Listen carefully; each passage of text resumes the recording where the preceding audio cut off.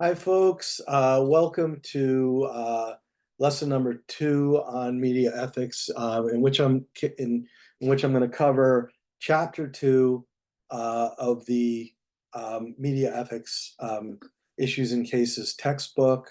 This is lesson number 2 and we're still in week 1 here for the course. So without further ado, let me get right down to it. I'm going to cover the key points in this chapter.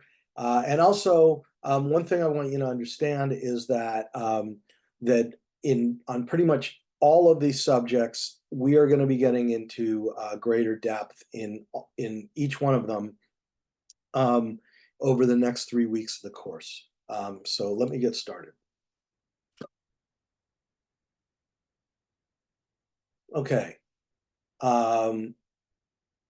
So basically, what we're going to talk about today is the evolution of our ideas of constructions of the truth. So you could throw this into the basket of epistemology, the study of knowing what we know, what is knowable, what we know, and do we really know it, or is this what we think at a given moment? The other thing we're going to talk about is the development and criticisms of objective news reporting as a professional. We have here ideal. Another way to look at this is a professional standard. In other words, how do you know that you're doing your job as a journalist? What are the professional standards for journalism as a job? And obviously, there's a very deep connection between this first bullet point and the second one, which is the epistemological questions, the questions of what we know, and also the idea of objectivity as a professional standard. And then the kind of the follow-on question that's covered in the third bullet point, why truth in getting the news may be as important as the truth in reporting. So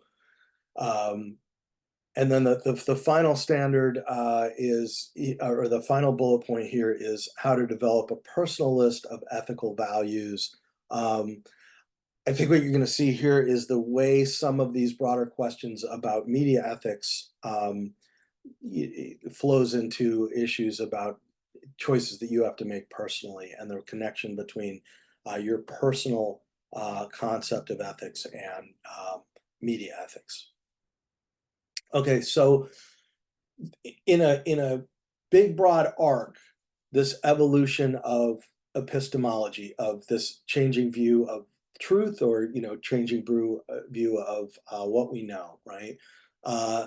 So what the book lays out and summarizes for us is that before a certain point, when we refer to the ancient Greeks, to an oral culture, a time before things are written down, truth is what we remember and what we repeat from generation to generation. That becomes kind of a standard of truth in an era when there is no system of writing, when we are an oral culture, right? Plato comes up with an idea of perfect forms. These are ideal forms, right? The medieval idea is fairly dogmatic and hierarchical. It starts with God, and then church and king, and flows down from there. Okay, Milton is kind of the predecessor to the Enlightenment, which I'm going to explain in more detail in a moment. But that's a shift to a more to an idea of understanding the truth based on reason and based on evidence. Then we have the Enlightenment, when we start getting into ideas of like a systematic way of developing evidence, what we call empirical evidence. And so like the scientific method gets folded into that. And then with pragmatism, we get into a more modern era and a kind of a skepticism about what's true. So that in a very broad brushstrokes is the arc of this evolution that we've been through over the ages, right? So in slightly more depth, while the ancient Greeks tied truth to memory, Plato was the first to link truth to human rationality and the intellect. Okay, in the Republic, Plato equated truth with a world of pure form, a world to which human beings had only indirect access. Um, so this example maybe really illuminates that, right? Like in what Plato's suggesting is that we have an ideal notion of things, like the chair, but that chair does not exist in reality. What we have are each of these individual chairs, and we give those a name. We recognize those as chairs, but each chair in reality, as you kind of can readily recognize, is a different chair. You know, if you walk into a classroom and there are, 15 different chairs there, each one of them is different, but we have that ideal concept that they are all chairs, right? And these last two kind of boxes here are illustrating kind of this point in relating it to his idea of the cave. So as you guys may remember from the story of Plato and the cave, is that he gives this example of these people who are chained their whole lives in the darkness of a cave. All they can see is the shadows on the wall of the cave. So they're behind them in the cave is a fire. They can't see the fire, and people or just on its own, there are shadows being cast between the flame and what they're seeing on the wall in front of them, right? So all they're seeing is shadows cast from the flame. They can't, because they're chained where they are in the cave. These people, for their whole lives, can't get up and see the flame behind them. They can't see something making the shadows. So all they see and all they know is real is those shadows on the wall of the cave, right? And so what he's saying is what people thought of as the chair was similar to the idea of the chair as the shadows on the wall of the cave to the as the shadows on the wall of the cave are to the objects illuminated by the fire. Okay. So in other words, we have these kind of ideals or these conceptions of the way things are, and we are living in this cave. And the reality, exterior reality may be kind of beyond our perspective or beyond our grasp. Okay, it may be beyond what we know. So this ideal may exist somewhere, but we are here in the cave in reality, just seeing the shadows on the wall. So then you have the shift that comes with, well, first of all, you have the era of the medieval times, right? And this is like an hierarchical system of knowledge, right? What we know is true comes from God and is translated to us by the church and is understood and applied by the king who rules by divine right. And then this goes hierarchically, it trickles down to the people, right? So it goes God, church and king, and then lord, and then peasant. Okay, and then among the peasants, it's father of the family, and he's the king of the household kind of thing. Okay, that was the old feudal or medieval paradigm for how truth was understood, not maybe very enlightened. Hence, we have this idea of the Enlightenment that comes later, right?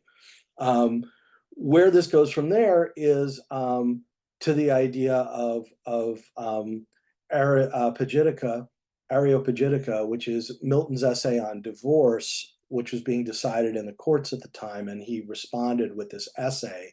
And basically, what he was saying was, let all ideas compete in the marketplace of ideas. Essentially, he did not introduce this phrase "marketplace of ideas," but essentially, that was the concept he was getting at. Let all ideas compete. Let them be allowed. Don't censor the ideas, and let the truth win out in this competition of arguments. Okay. So obviously, you guys are all familiar with that concept in one form or another. You've probably heard, since you had previous classes in journalism, of the marketplace of ideas. But that's what Milton was getting at in that very early essay, in the 17th century, called Areopagitica.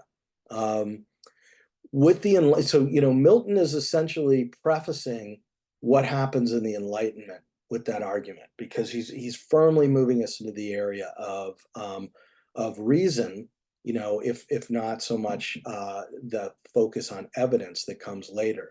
With the Enlightenment, we call this the path to positivism. So if you watch my previous lecture on the introductory chapter to media ethics, I talk when I'm talking about the final slide about this idea of positivism in science, which was the old way we used to look at science, sort of before the later part of the 20th century, when we used to say, you proved something in science and then it's proven. It is just absolutely true. So when we developed the idea of the scientific method, the idea of doing experiments and gathering data and observations and data, or observations of the evidence that we collect, right? That this is the way we develop an idea of truth, right? We gather data, we go through a system of it, with the scientific method, we run structured experiments, and we try to find replicable results. So in other words, if somebody else were to run that same experiment, they would get the same results that we got, and that becomes proof of what we know. Okay, this becomes positivism. Now, if you want to go back to week one, or in fact, I'm going to get to it in the next slide, actually.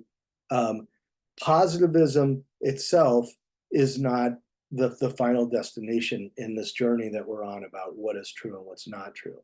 Because what follows is, pragmatism and Thomas Kuhn's theory of scientific revolutions and postmodernism. So let me take each of those one at a time, okay? So positivism was a philosophical movement started by the author Henry James's brother, William James.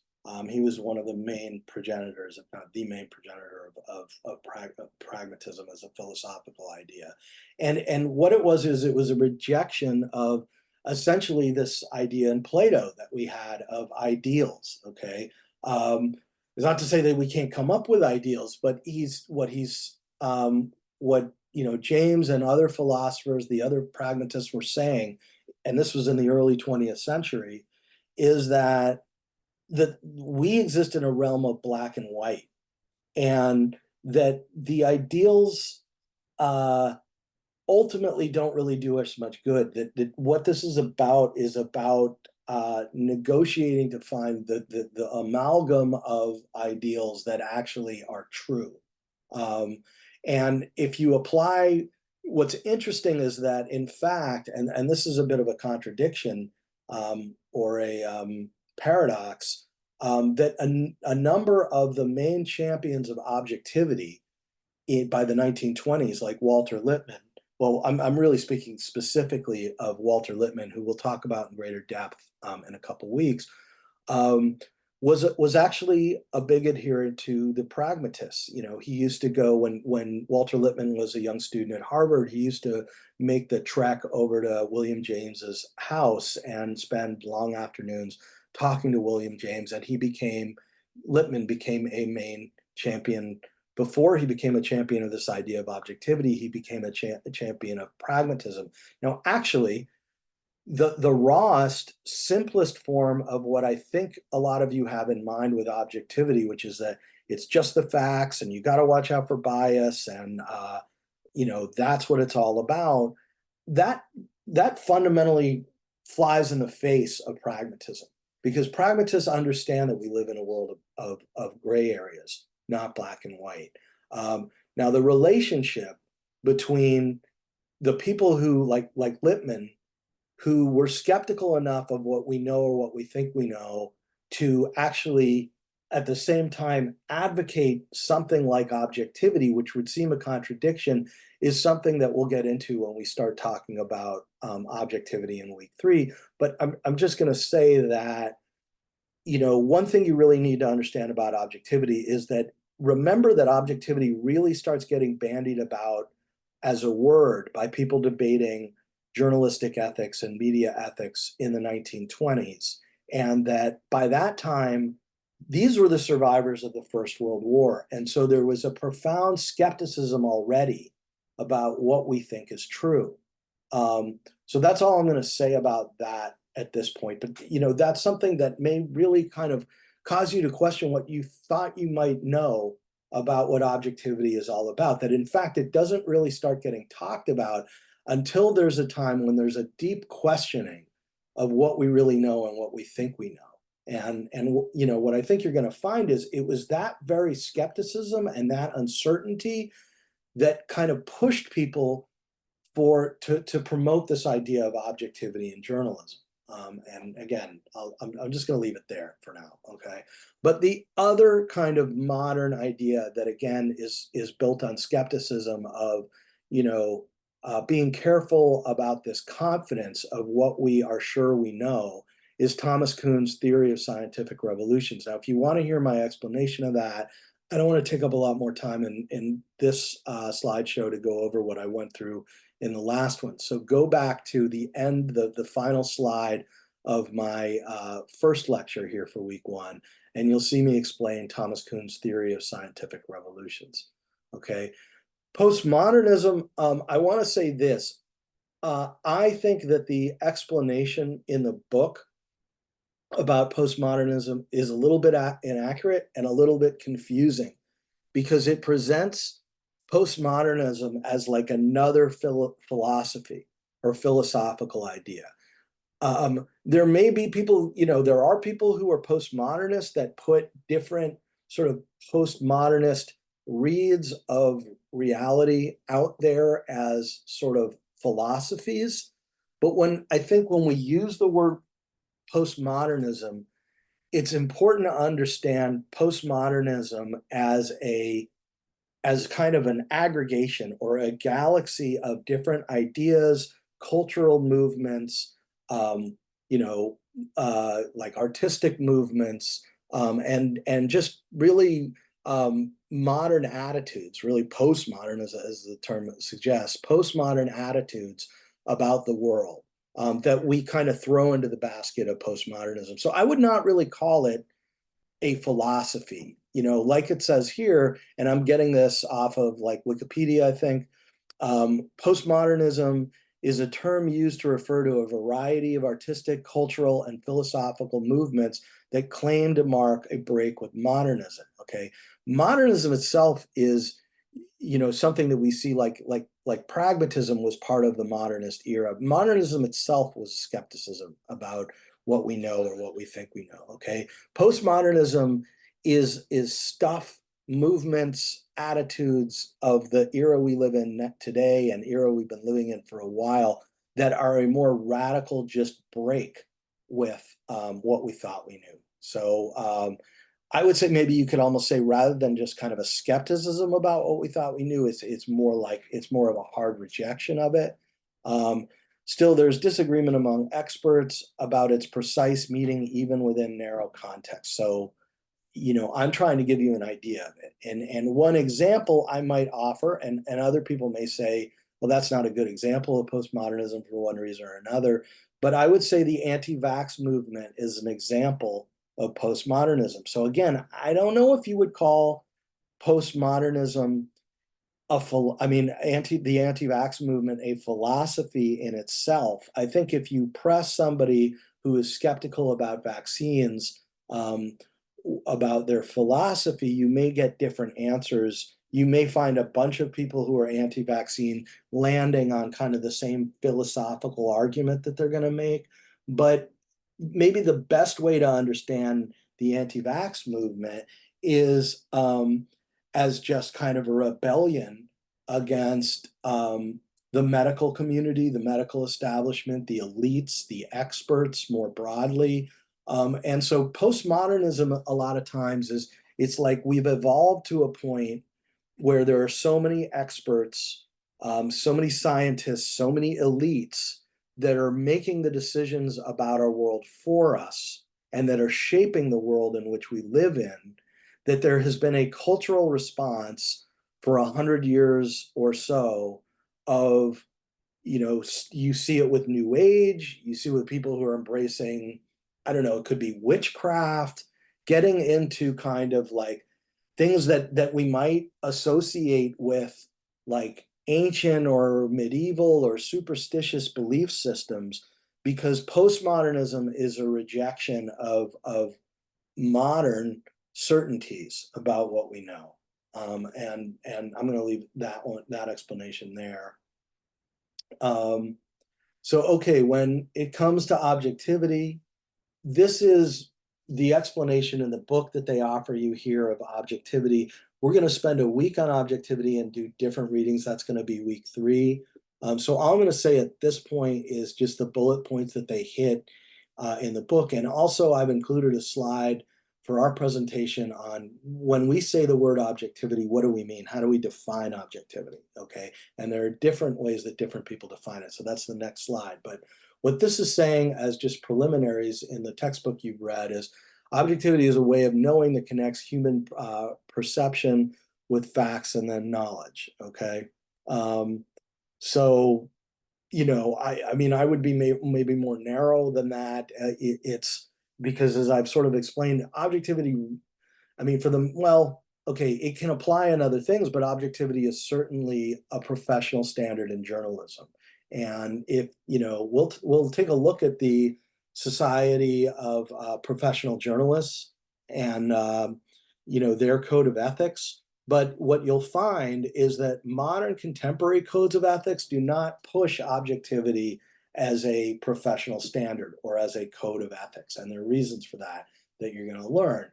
But what this is saying is that the word has broader implications today than just journalism. It has to do with a way of looking at the world or a way of knowing. Okay, objectivity is also a process of information collection. So in that sense, it's maybe we connect that to the scientific method or positivism, which is the idea of like gathering data and testing that data and like empirical knowledge, like observable knowledge, right?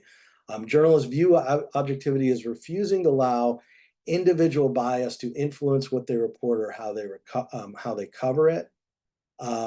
So this again, you know, and I think you could maybe root this in particular to Walter Lippmann writing in like say 1919 or so when he wrote Liberty in the News, which is that we need to develop an ethos in journalism that pushes back against the, you know, or that guards against the biases we have, okay? And that the idea of being free of our biases is essential to professionalism in journalism, okay?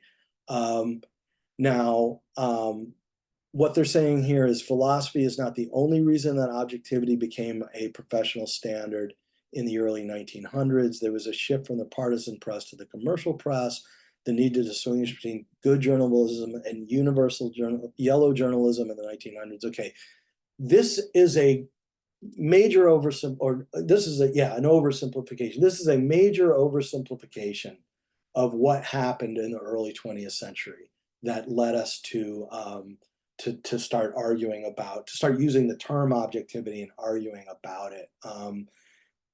I mean, this will do for now, but when we work on this in week 3, we'll look more closely at what was going on in the early 20th century. There were a lot of important factors. And I guess what I would just say to sum this up is there was an evolution in what was happening in our media, a professionalization in the media, the introduction of journalism schools, and as they're suggesting there with quote unquote yellow journalism, this also carried over into what we would call jazz age journalism of the 1920s. There were some gross excesses in journalism. There was also World War I and the whole advent of state-operated propaganda, which seeped deeply into the news, particularly during the war, but also carrying over after the war, that deeply affected journalism as an industry and also raised public skepticism about journalism. The shift from the partisan press to commercial press over the late 19th century, that's a complicated story. That may be true, you know, in generalities, but it's really more complicated than that. You know, it is true that this Enlightenment view of the truth, of like just the facts, and this concept of objectivity was compatible with the Enlightenment in for a variety of ways. But I would say fundamentally, objectivity had this is part of what's embedded in it is this idea of reason and the idea of evidence. Okay, and so that's very much, as we've sort of just already talked about earlier, has to do with the Enlightenment view of truth. Okay, and objectivity has been deeply undermined by both a philosophical shift and technological innovation. Um, that's true. Another thing, as a media historian, I would say is objectivity has been deeply undermined by the experience of modern people. The wars, the incredible fractures globally that we saw during the 20th century, the disruptions have made us much more skeptical about what we know and what we think we know. And because also over this time, since objectivity kind of in the 20s got introduced as a term, was argued, and this is what we'll really focus on in week 3, is that objectivity was co-opted and used to manipulate journalists by autocrats, by everybody from people like Adolf Hitler to Senator Joe McCarthy in the 1950s in America, who went on this infamous anti-communist witch hunt, to then in the 60s, people like the vice president of Richard Nixon, Spiro Agnew, and Nixon himself. People have used journalistic objectivity, and we've seen Trump do it too, to kind of manipulate and kind of abuse journalists. And so that's become part of the debate over objectivity as well. And there are more, but I'm just going to leave it there for now, because really this becomes the whole subject of objectivity becomes the subject of week 3. Okay, so let's just, for now though, let's talk about what we understand objectivity to be. Okay, so let's start with one way to look at it, and you can see this in several textbooks kind of give us a bullet point of what do we say are the basic tenets of objectivity, but I think this one comes from Just the Facts by a friend of mine and an author named David Mendick, who's a media historian, so therefore kind of a close colleague of mine, and he brings up 5 bullet points. Okay, so how do we define objectivity? Well, there's detachment, the idea that we get some distance from what we're talking about, and maybe look at ourselves in the mirror and try and dig in and question what our assumptions are, in order to gain a truer version of things. And so that involves not being so close to what you're covering emotionally, personally, or in any other way, that you have to step away from it in order to look at it clearly.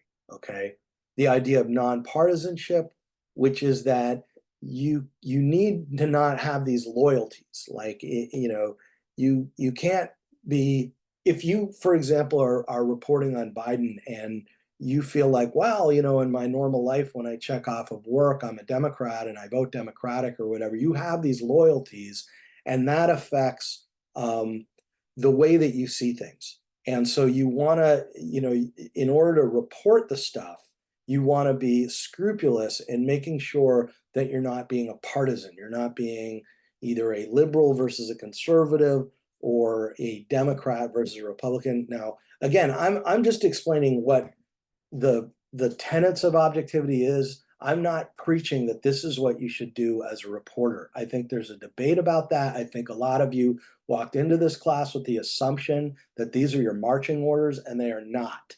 Okay, there are a lot in 2024.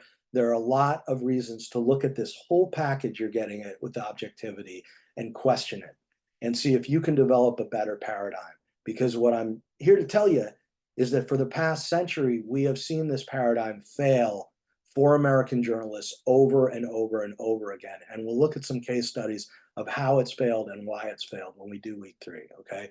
But number 3, the third tenet in objectivity is the inverted pyramid, the idea of pushing up the most relevant facts, and playing down the background. So, putting that lower in the story, as you guys have all been learning over and over through the journalism program. Okay, and That's a method of writing and of organizing information. You don't necessarily have to, pray to the God of objectivity to write in the inverted pyramids style, but it's certainly kind of built into the package here of what objectivity is. Okay, naive empiricism. Okay, this is again, when we were talking about positivism, this is this confidence that when you report something, it is absolutely true.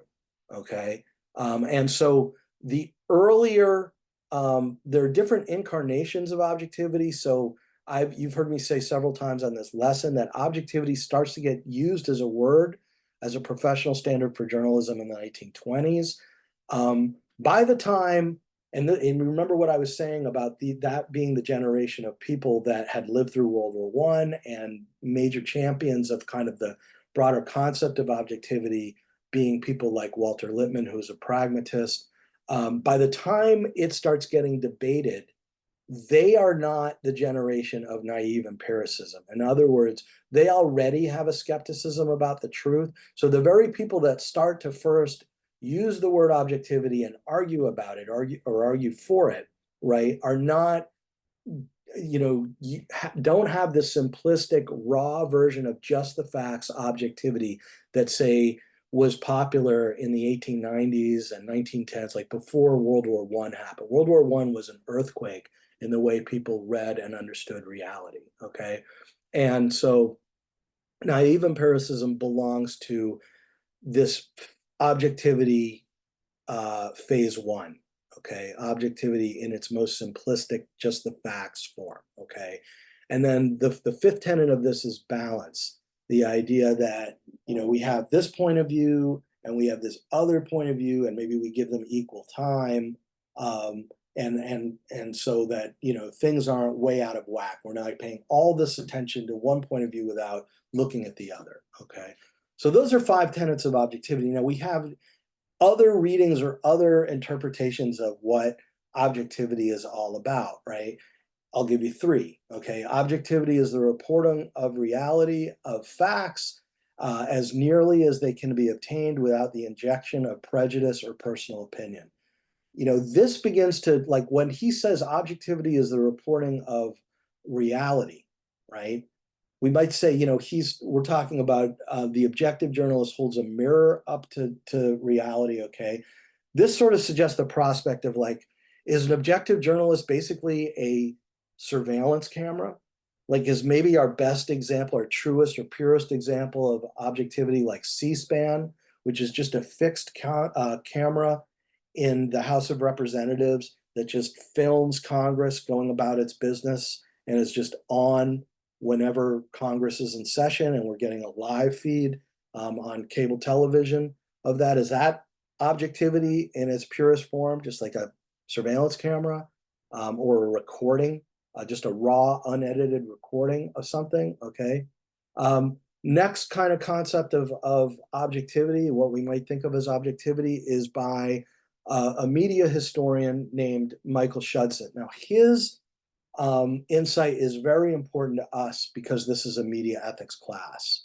And what he says is objectivity is a faith in facts and a distrust in values and a commitment to their segregation. So what he's saying is, if you believe in right and wrong, and that your beliefs in right and wrong come through in your reporting, then you can't do that and at the same time be an objective journalist.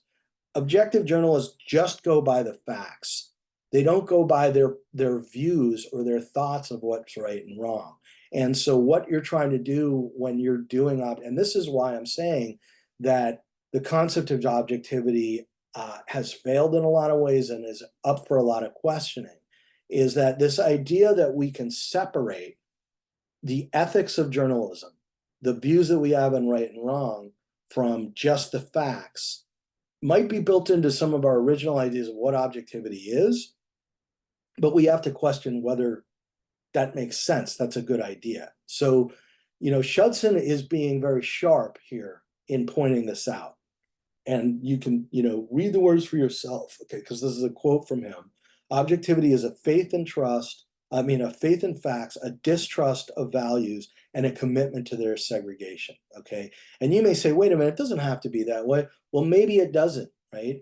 One of the things we have to do is debate what objectivity actually means to you, right?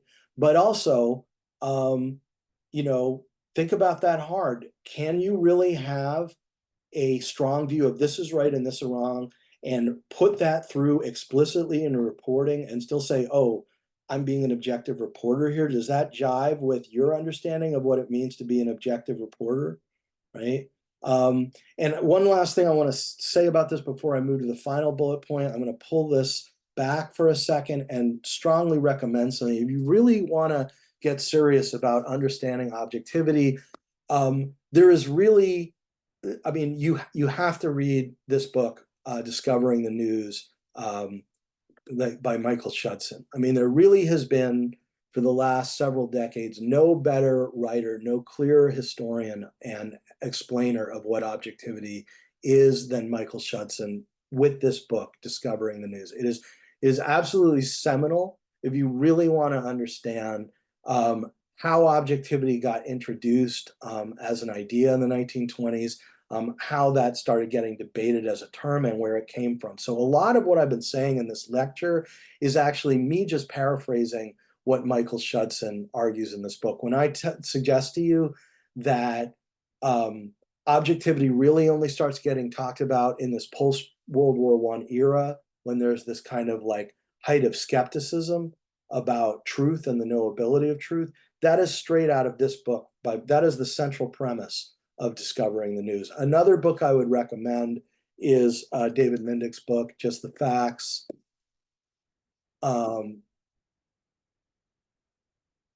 Which you're seeing right here. So 2 books. I mean, you know, there's plenty more to read, but if you read those 2 books and nothing more, you're going to know a great deal. You're going to have a very nuanced and grounded and clear understanding, much clearer than maybe, you know, we have it in a lot of these classes about what objectivity really means and what the implications of it are. Okay. And then I want to, you know, get to the final point here.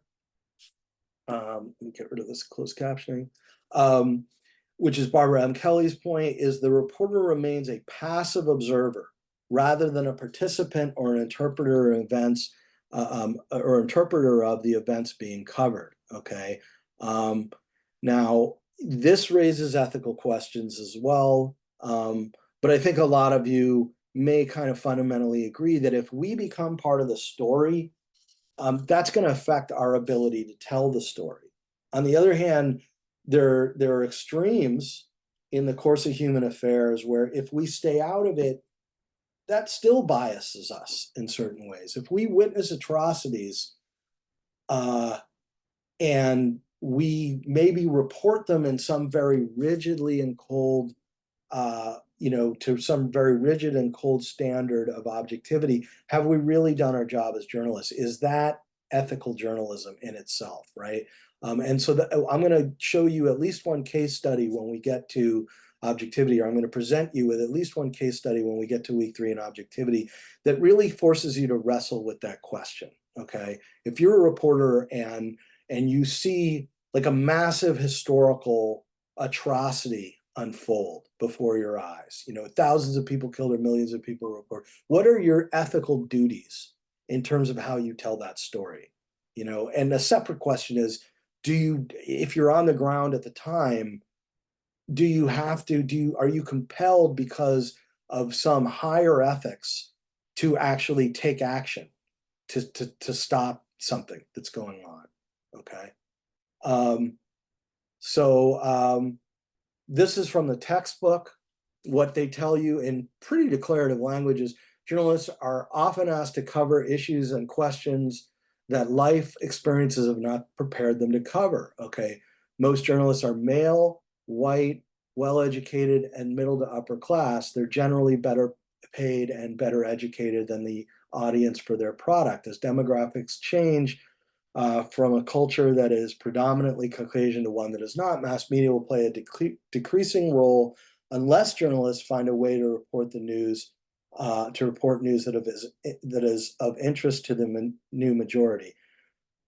Some of this, I think, sort of begs more discussion. Are journalists all generally better paid, or it says generally better paid and educated than the audience of their product or audience for their product? You guys can Google this and look at the median ranges of income. I mean, I have for journalists. I know when I was a reporter before I became a scholar, I was not paid very well. And I've met some of these quote unquote elite journalists that don't have health care, don't have health benefits. I mean, these are some of the top journalists in the country that are just not compensated very well. Um, and so I think this idea that it's like a high paying job, I think the idea that most are male, Caucasian, well educated. The next slide, I have some data on that to share with you guys. But certainly the idea that they're well educated and middle to upper class is true. It's also true that they're primarily male and white. Okay. Um, but I would question that they're better paid and better educated than the audience for their product. And I think the third point here is demographic shift. Um, Journalists will play a decreasing role unless we find a way to change bullet points 1 and 2. I think that kind of follows pretty logically. But here's some more specific data. So, okay, this is from the Pew Research Center. Um, it is a majority of males, but at this point, it's a 51 to 46 split. And in some beats, right, like look at social issues and policy, you have 50%, 58% women, 38% men. Now, we can't extrapolate very much because it's just anecdotal evidence from our journalism program. But I think if you guys look around you at your classmates, you're going to find more women than men. So this is true that it's majority men, but that may be changing before our eyes, and it's not true everywhere. And I mean, just the gender split, okay? It's not true everywhere, and or for all beats, okay? And it's also not, a 51 to 46 plus. We're getting, even with this data, which is from 2022, we're getting to the point where it's a pretty even split between men and women, okay? I think, you got to match that with what are the actual population figures? Are there really more women than men in the world, and is therefore, or in the United States, and is it therefore disproportionate, even if you have a 50-50 split among men and women in journalism, right? But as far as other races go, let me move my little window of me out of the way here so you can see this more clearly. But these top line statistics do not reflect, like, I think we're still at a point where 12% of the American population is Black. So if 6% of the reporters of journalism are Black, then that's still not proportionate to even the basic breakdown of society, right? And you might argue that with things like crime and law, this shouldn't just be, if the basic population of America is 12%, the amount of Black people who are negatively affected by the justice system is disproportionate to that. And so you might argue 12% would still not be good representation at all by any means of sort of crime and law reporting in the United States. So 6% is definitely too low. It's definitely concerning. I would say the same with these other statistics. I mean, I'm not sure offhand what percentage of the country is not is Hispanic, but I'm sure it's far higher than 9%. And what percentage of the country is Asian? I mean, if I recall, we may be within a few years where a majority of people in America are Hispanic, right? I'm not, don't take that to the bank, but it's certainly higher than 9%. Okay, so this is disproportionately low. Now, it is interesting that when you get to social issues and policies, these numbers are all, higher for minorities than they are for the whites, but it's still, definitely out of whack. I would say overall, right? And we could argue whether these percentages are high enough anyway, of 15%, 20%, 5%. You know, are these really the breakdowns we want to see? Okay. So to keep going here, you know, this is just a kind of a first gloss on questions that we're going to have about objectivity. Why is this so important to have such a debate about objectivity in a media ethics class? Well, because I mean, one way to look at media ethics, one important aspect of this is how do we judge how reporters do their jobs? This idea of, I would put it in the basket of professional standards of journalists. Also, it isn't really now, but objectivity has been within the professional code of ethics, or was for many years. And I know from reading at least the first posts that have come on the Lalima discussion that a lot of you guys think that the discussions about objectivity are settled, that there is no discussion or is no debate about objectivity, that the orders have come down on high, that you must be an objective journalist, that we all agree on what that even means, and that your marching orders, you know, when you graduate this program, is to go out there and be objective. I'm sorry to tell you, it's not that simple. Okay.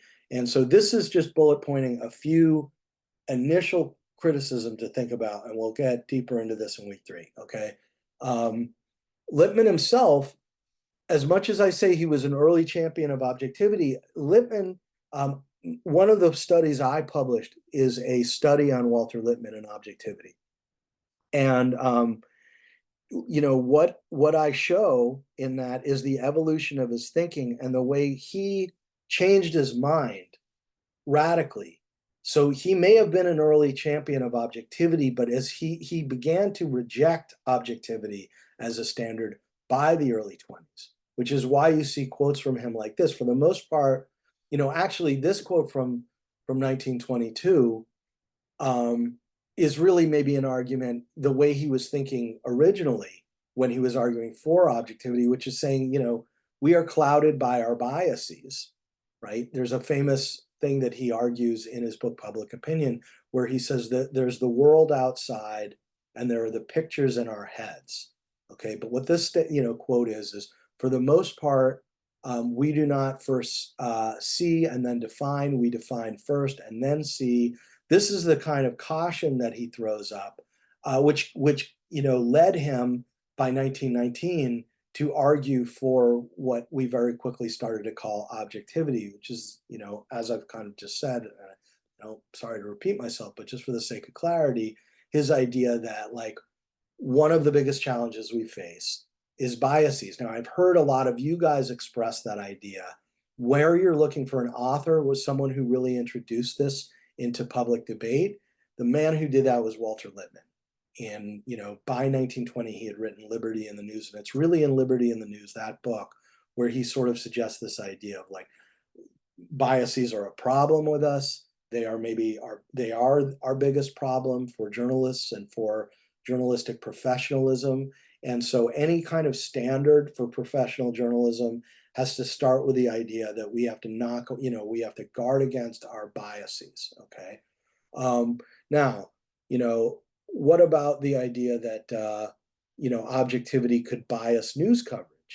Okay, that's kind of flipping this whole argument about objectivity on its head. That's saying objectivity is itself a bias. Okay, and several people, you know, Glasser is an important voice in criticizing this, but there have been many worthwhile critiques, and I'm going to share a reading with you where I summarize several of them in part of my. It's actually the conclusion of my Walter Lippmann study, and I think I'm just going to have you read the conclusion where I summarize a bunch of the major critiques. But Glasser is one of those critics, right? And what he says is, objective reporting is biased against what the press typically defines as its role in a democracy, that a fourth estate, that of a fourth estate, a watchdog role, an adversary press. So he's, you know, the book also quotes E.J. Dionne, who's a contemporary columnist. He has a column out this very morning, as a matter of fact, in which he's changing his mind about Joseph Biden. He, he says, he's quoted in the textbook, E.J. Dionne is quoted in the textbook as saying, hey, you know, these ideas that we have about journalism are kind of in contradiction to itself. Like the idea that you go off and you do this investigative report, and at the same time you're kind of standoffish and objective. These are sort of ideas that are in conflict with each other. Okay, like if you're playing a watchdog role, you need to have a certain viewpoint and a certain perspective. Okay, if you're going to challenge, the powers that be, which is something I'm talking about in my introductory video on this thing, that's a bias. Okay, that's a point of view. Okay, this idea of a watchdog, an adversary role, of speaking truth to power, make no bones about it, those are biases.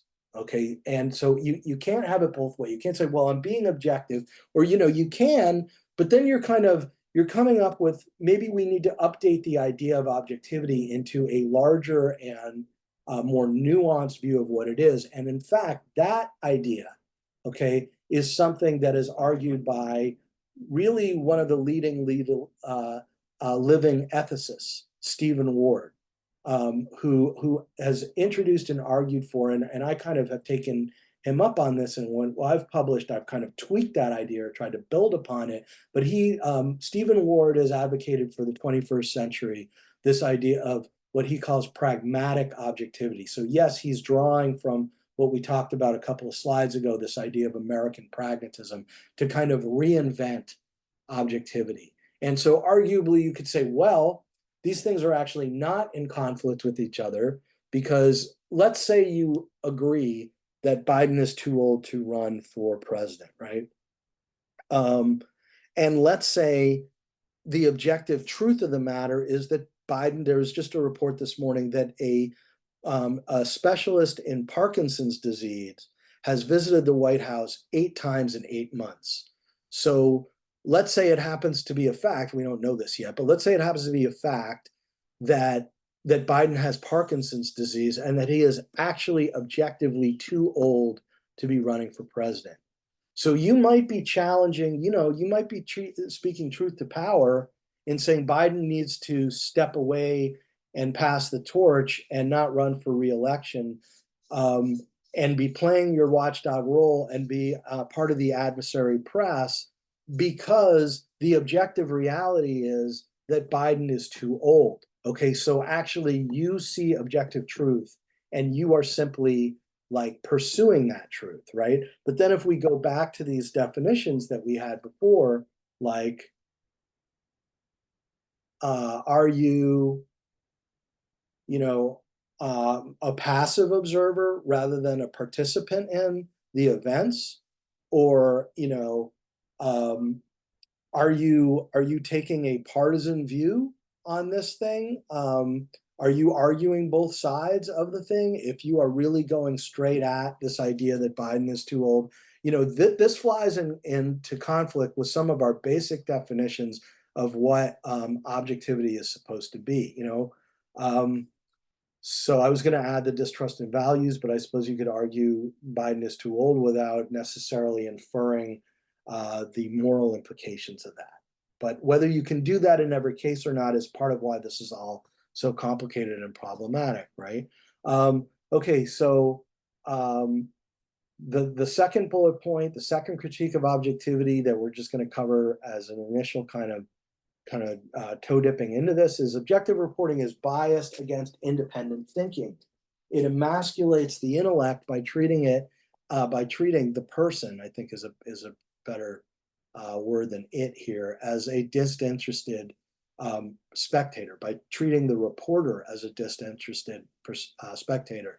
Now, this is exactly the kind of thing that demagogues have exploited when they've been confronted with, or when they've confronted journalists. So journalists have been at either a press briefing or even an individual interview with their microphone in hand or whatever, asking questions to this demagogue, whether we're talking about Senator Joe McCarthy or Spiro Agnew, or, I'm going to kind of step out there a little bit and say Donald Trump. And what these demagogues have done has kind of tried to intimidate them and say, you're not being objective, you're being biased. Okay, and so this accusation of bias becomes a club with which you can beat reporters and cow them into submission when you're a person in power kind of pursuing whatever agenda, and that might be an agenda of total lies, that you want. So, you know, in the classic case of McCarthy, McCarthy would push lies out there. And when reporters responded with skepticism, McCarthy would say, "You're biased. Your job is to be a stenographer. Shut up, write down what I say, and report it to the public. That's your only job. You carry the water for me. Now, you can get another point of view, but you've got to take careful note of all the," he's not going to call them lies, but basically all the lies I'm telling you, and bring them before the public. And that's your only job. And if you step outside of that, boy, man, you're not objective. Okay. So that's what the point is making here is objective reporting is biased against independent thinking. It emasculates the intellect, right? The next thing is objective reporting is biased against the very idea of responsibility, right? So, you know, the classic kind of dilemma that we have in reporting of like, you report something, and there's a case study about this that we have for week one, right? You report something that's actually arguably untrue, and you say, "Well, I just wrote down what they said, and I just told the people that." It's like, well, really, was that your only job? Are you just a stenographer to write down what people say? Now, that's not ultimately saying, well, if you have a really deep and real understanding of objectivity, however we define that, that's what you do. But what this is suggesting is that this pushing of objectivity as a standard has caused this problem in journalism, that journalists are absolved or absolve themselves of the responsibility of getting at the real truth, because they're like, well, I wrote this down, this is what this side said, I'm going to go run over and get what the other side said, and then I've done my job. And if I had done anything more than that or anything differently than that, that was wrong. So it leads to bad reporting. Okay. And I've added this final bullet point because I don't think we could deal with these top three without mentioning Jay Rosen. I think you should Google him and objectivity, because he is one of the most important critics of objectivity that's around today. And he refers to objectivity. This actually comes from a different philosophy about sort of objectivity in a broader sense, not just media objectivity, but Rosen has adopted it. This idea of the view from nowhere. Okay, that if you're quote unquote reporting objectively, what are you? Are you God? What, like, who is that character who's telling the story in that news report? You know, you're sort of feigning this omniscience, but what is that? Is that's an omniscience that is absent a moral core, or roots, you know, a moral footing? Because if it did have roots in a moral footing, wouldn't you just be you in that report? And you would no longer be trying to kind of play this objective role. You would just trying to be the best you as a journalist you could be. And so what he's saying is it lends itself, this kind of flows closely with this idea of absolving yourself of responsibility, or just basically doing bad journalism, that you're reporting from this bizarre place that you imagine you are, which is this nowhere, right? It's the view from nowhere. Okay, so that's kind of the summary of some of the major critiques of it.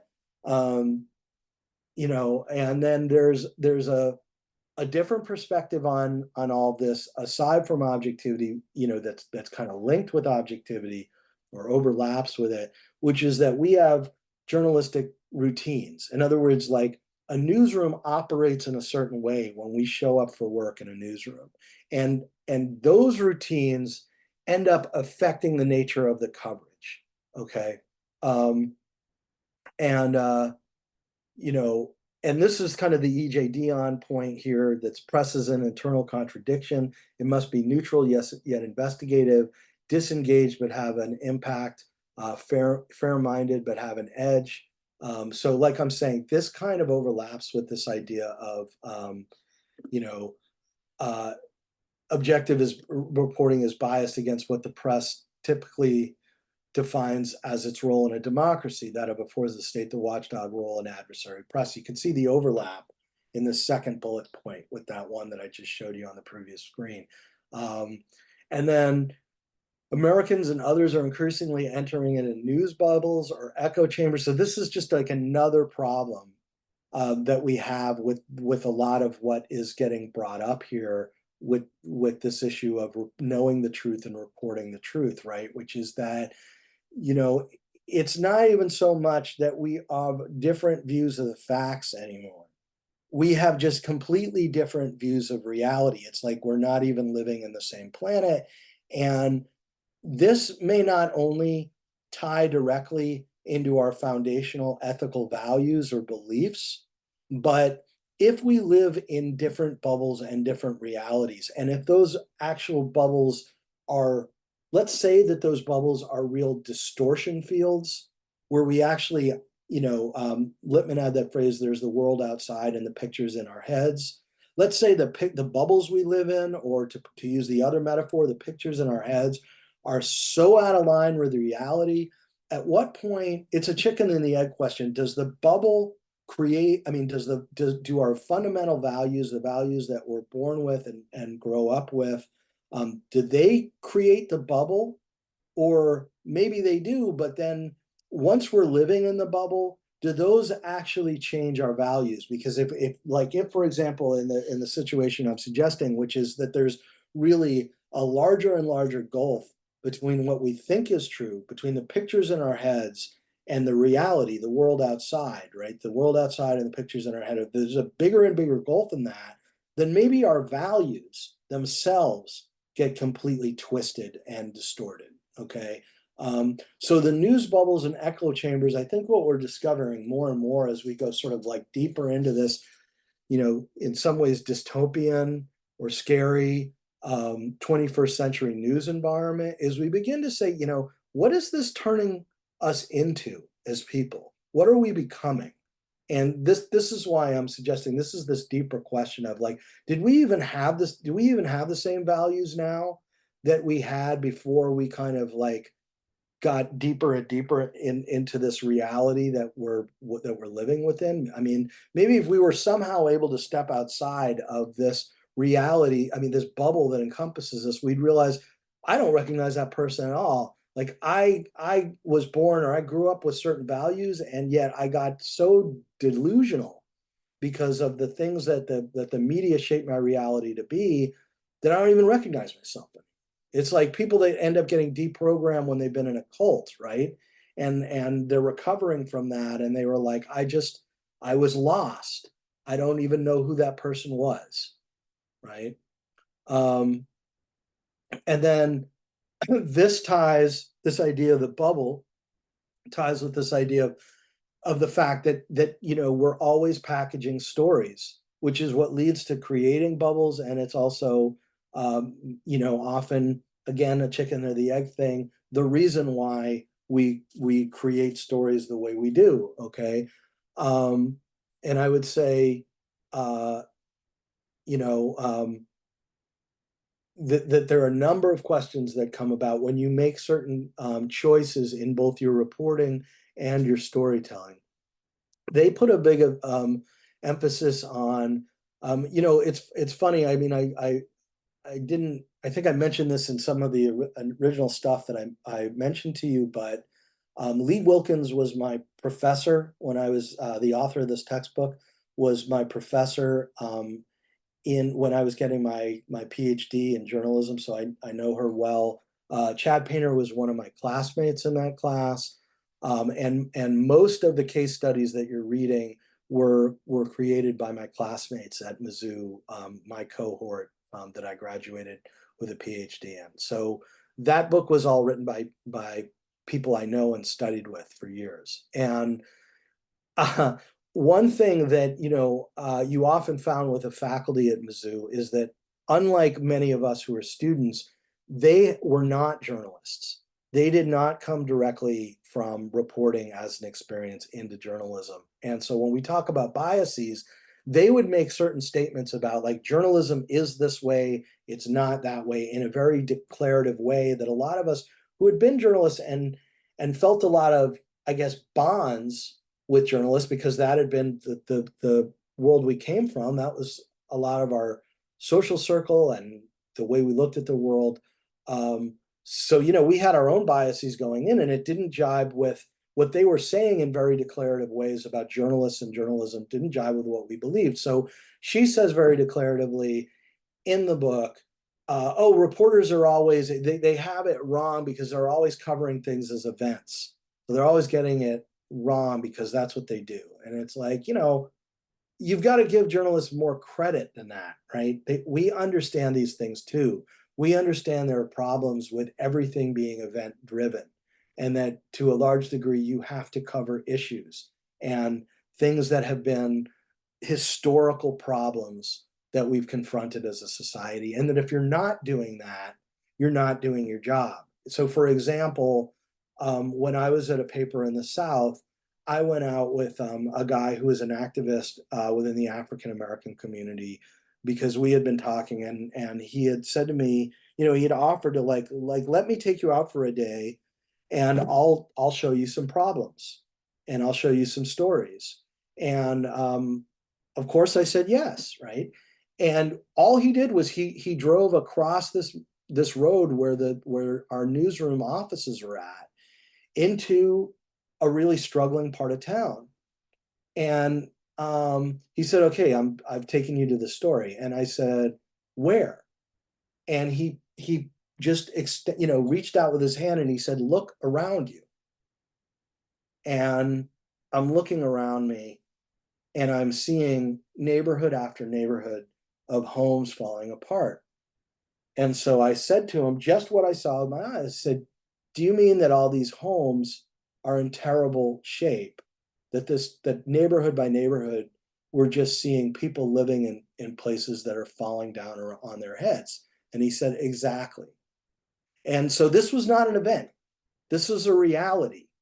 And what he was saying is open your eyes and do a story about this. Now, just jumping in and doing a story about what he was pointing to out the window of the car was a real challenge. But did I take that out, take that up as a challenge? Did my newsroom take it up? Did we run that story and publish it after a lot of work? Absolutely, we did, because we recognized, in other words, we didn't need Professor Wilkins, Lee, as we called her, to point this out to us. Journalists understand this stuff. And if you're a good journalist, you understand it.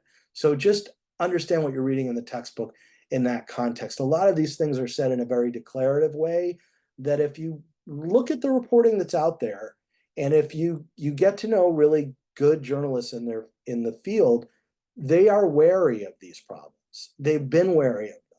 And so let's at least be fair, but we do have to be wary about these things, right? Like if you fall into the trap of event reporting, you've got a blind spot, okay? And you're going to miss things like what that guy was pointing to out the window of the car, okay?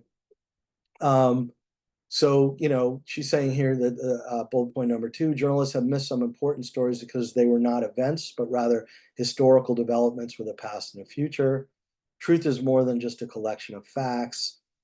Journalists need to engage in reporting that looks like more like social science than storytelling. Now, again, I'm a historian as an academic, not a social scientist. So there's certainly wisdom in that, and there's certainly a strong argument in that. But when we want to talk about biases, well, naturally, a lot of people who are trained and are social scientists as a job are going to say, "Oh, well, if journalists did stuff more like the way we do it, they would be better at it." And there's certainly truth in that. Like journalists can learn a lot from social science as a method for gaining the truth. Okay, journalists can also learn a lot from historians, with whom arguably they have more in common. But in any case, it's not a point to dismiss, but it is a point to recognize that, well, you're kind of having social. I mean, I don't know that I wouldn't call Lee is certainly trained as a social scientist. I don't know if I would call her a social scientist because this is really qualitative, a lot of what she's doing. But that's still social science if you do qualitative work. She's certainly not a historian, right?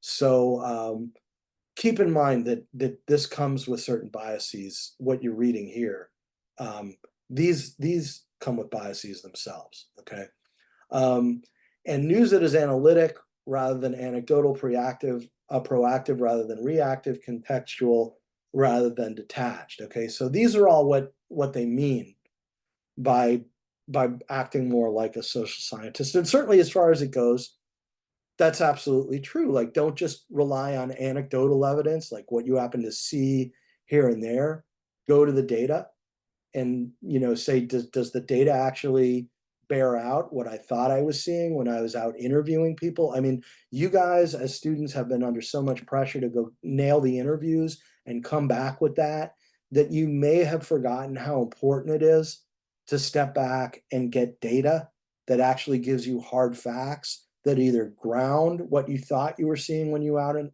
went out into the field, or challenge what you thought you were seeing when you went out into the field, right? Because what you got when you started talking to people was anecdotal information or anecdotal evidence. What you get when you look at data is different. Okay, sometimes data is wrong. It's like there's that old expression, there are lies, damn lies, and then there are statistics, right? But it's still important to not just lean on one pillar or another. So just as it's good social science research to mix what they call the quantitative, which is the data, and the qualitative, which is the interviewing, it's also important for you to do that as a reporter. Now, proactive rather than reactive.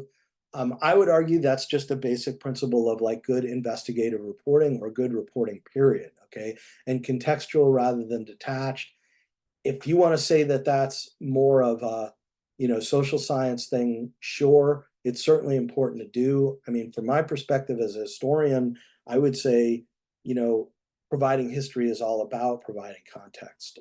So you could argue journalists need to be more like historians than storytellers with some of this, right? But now, do we have here a a personal thing? Okay. Yeah, maybe at the final end, right? But let me get to these last couple of slides first. Um, again, we're back to Cicely Bach, which is an interesting source because she's a psychologist who wrote this book on lying. She says a lie must be stated, the lie must knowingly provide information that he or she is incorrect or wrong, and the lie must be told in order to gain power over the person who's being lied to. So this is making some connections with disinformation, fake news, what we're seeing on the internet right now. We're going to look at disinformation and fake news in week 2. So just coming right up by tomorrow, I'll have that stuff posted.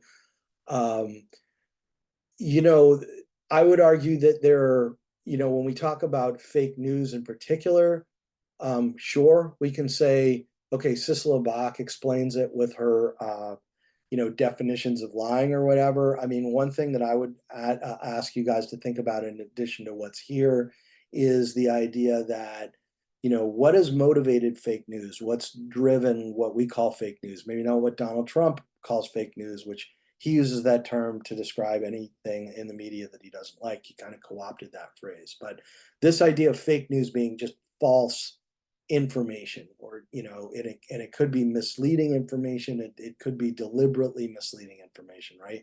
There different causes that are identifiable. One is money. Okay, so like going back to 2016 when we saw this explosion of fake news with stories about Hillary Clinton and all that kind of thing, a big motivator and a big reason why we saw so much of that was people in Eastern Europe or all over the world, everywhere from like people like some guy in his basement in California to these kids playing with their phones in Eastern Europe. These people started to make tons of money putting out fake news and posting ads on there and just getting, thousands or millions of clicks. Like these fake news stories would go viral. And why would they go viral? Because they reinforced what people wanted to believe, which, I would argue is another factor in what generates fake news, is that fake news is successful when it reinforces what you believed already, right? So fake news can be profitable, which is why people create it. Fake news can get extremely popular, go viral because it reinforces what we often believe already, right? And then another way of looking at that is that fake news is partisan. So sometimes, fake news, we do it because some people do it for money. Some people do it because they have an ideology, because they believe in something so strongly that they're willing, that they weaponize information by putting out false information in order to push whatever ideological agenda they have. So if you think, Democrats are a threat to democracy, then you pump out false stories about Democrats in order to undermine the Democratic Party, because actually you're being, in your own view, a warrior for democracy by putting out fake news, right? So profits and ideology would be a second motivation, and a third would just be what's kind of underscored by this thing that Sisla Bach is saying, which is that you do it in order to gain power over a person or over people. Okay, um, so I just wanted to add that while we're kind of getting her explanation of what fake news is, right?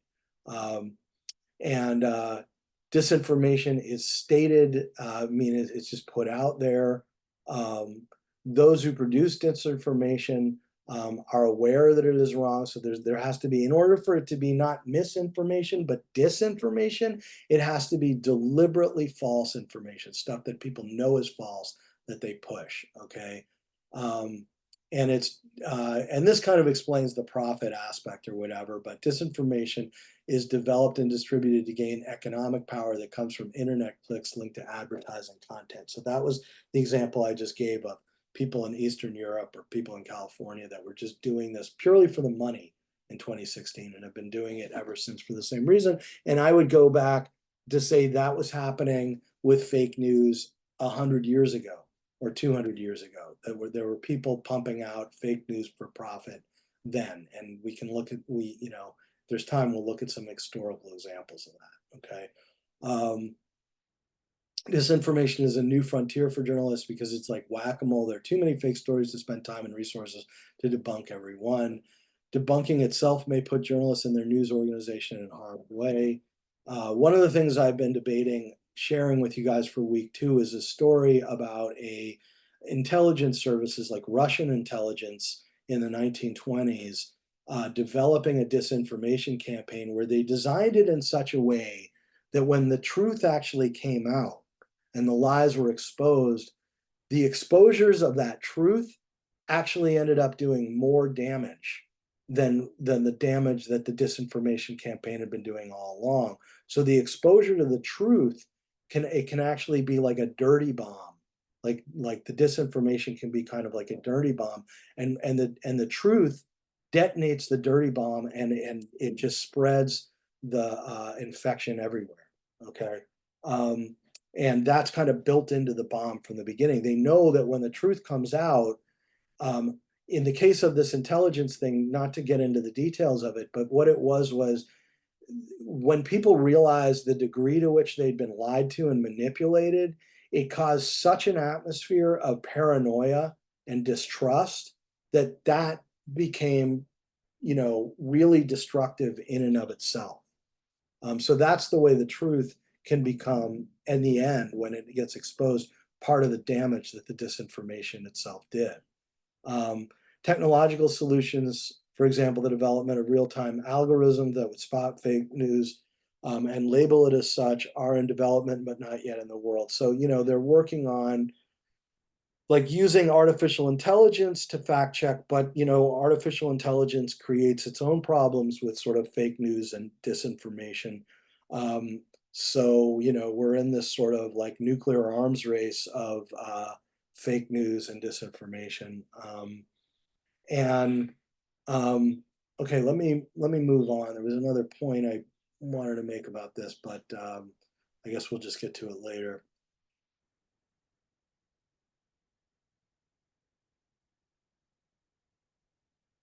Oops. Okay. So we're going to be looking at going undercover and at issues of deception, tactics of deception, and things like that. Really, in week 3, I mean, we'll deal with disinformation and misinformation in week 2, when we start dealing with the press and democracy. I'm sorry, I have this wrong on the slide. It'll be week 4. If you guys look on the syllabus, going undercover and deception is in week 4. So week 2, when we deal with the mission of a free press and democracy, is when we'll be looking, which is just coming up, we'll be looking at disinformation and propaganda. Week 3 is objectivity, and week 4 is deception. So sorry, let me change this on the slide before I post it on Lalima. But there are a host of questions about, so this is when we are talking about what's on this slide, we're to a large extent, we're talking about stuff that is different than just issues of disinformation and misinformation. Okay.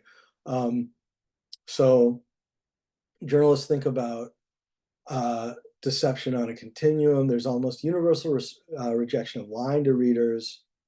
But, at the same time, journalists will often, if in order to get a source to talk to them, they'll have to resort to certain tactics, right? So sometimes you have to charm people. Sometimes, it's honestly just about winning over their trust, but sometimes journalists will find it okay to flatter the person or whatever, or resort to those kind of interpersonal tactics to kind of like grease the wheels and get the person to open up. What about if we withhold certain information from people when we interview them or report on them? So that's not making stuff up, but whether it's in the report itself or with the source you're handling, is it okay to withhold information? Then we have this whole separate category of like, well, what about in a case where national security is involved? And then, what about the idea of like, well, if I'm going to have to talk about this at all, is it ever okay to introduce any false information in order to, prevent injury to a source, right? And this is sort of suggesting this way of working your way through these problems. Will the lives serve as a larger social good? Does the act of lying mean that we as professionals are willing to be lied to in return? So one of the things that I'm going to give you guys to look at as kind of a case study is a fascinating film called Year of Living Dangerously. And some of these questions about will the lie serve a larger good?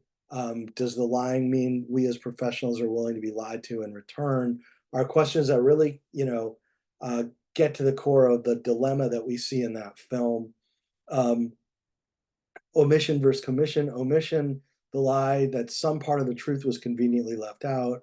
The lie of commission is truth is untruth told purposely. To balk all forms of lying must stand up to questions of fairness and mutuality. So again, that's back to what do we do about it? Failing to identify yourself as a reporter when collecting information is this undercover issue, and we'll be looking at that. We'll really be looking at that over the years. So we'll be looking at a number of contemporary interesting cases of that, but we'll also look in the past because I think that complicates it. Because there were, when we look to the past, you may look at some of these historical cases and say, oh, wow, it was really important that they did it this way. And those were different times. So the prospect of, misrepresenting yourself or going undercover was different in, say, the 1890s and the media of the 1890s or 1880s when this was brand new and nobody had been really doing it before than it is now. And it was different, for more reasons than that, but I'll just leave it at that, right? Ethical news values.